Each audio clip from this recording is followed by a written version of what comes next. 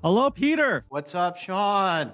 It is great to meet you. Dogman, such a fun film. It blends, heart, humor, heroism. It is fantastic. I love the book Yay. series, and I still have my OG Captain Underpants book somewhere around here. So like that world is all Sweet. about me. Yeah, my it's kids who had read Captain Underpants books, and then I did a Captain Underpants TV series with Dave Pilkey, which is kind of how I got into his whole world. No, I absolutely loved it. How did you approach bringing the beloved characters to life to the big screen? Because it's awesome. Thank you. And it was really the trick was really about maintaining what it's great about these books, and it's not just the story, it's the sensibility, it's even the style, it's the way he uses text on screen, it's all this kind of stuff. And so it was really important to maintain that because that's such a huge part of the charm of the movie and part of the thing. And then Dave also hides these very impactful emotional moments in the movies, and I was like very in the books, and I was really intent on bringing that into the picture because that's what I just think that's what we really respond to, when there's an emotional core to the story, and then it makes all the silliness and all the action more fun and more dangerous and more suspenseful and impactful. From paper to screen, I mean, you translated it so well. I felt all those emotional punches. I'm not gonna lie, and the animation is so vibrant and really brings the world of Dogman to life. Can you talk about translating the feel of the book into the visual tone of the film?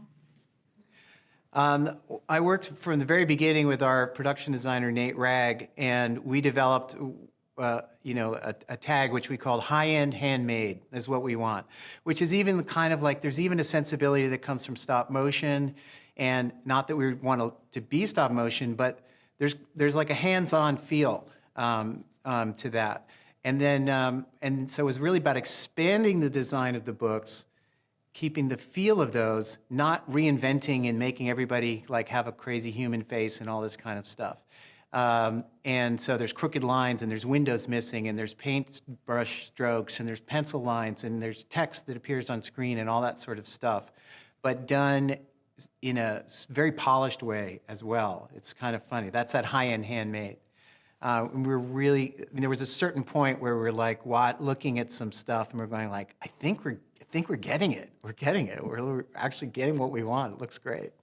No, We're it super does happy. look great. I love that world, especially on the big screen. And the voice cast is perfect, featuring Pete Davidson as Petey the cat, and also Little Relish the chief, and amongst others.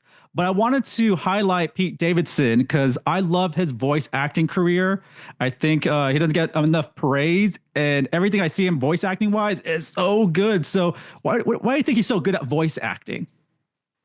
Well, I think he just told me the other day because I kind of like it because there aren't a whole lot of people looking at you while you're doing it, and also you can just wear whatever and show up, and you get to try a lot of things with it in a kind of simpler setting, because you're not on a giant movie set with all of this stuff. Pete came in kind of the way a lot of actors do, was sort of like, what did I sign up for? And then, by the time you finish this first session, they go like, okay, this is okay. And then they come back a little more energized. And then when they see themselves animated with their voice coming out, they get pumped. And so he was just a great choice.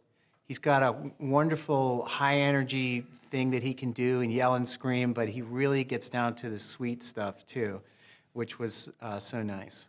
Not just a dog man movie, it is a Petey the cat movie. So I like both aspects. Dog and cat lovers will both enjoy this film for sure. And this movie does appeal to both kids and adults. So was that balance something Absolutely. you were, aiming for when directing? Yeah, I don't really think too much about like, oh, I'm making this for kids. And same thing with all the TV stuff I've done. I don't go like, this is what kids like. This will be for kids. It's kind of like, what is the kid in me like?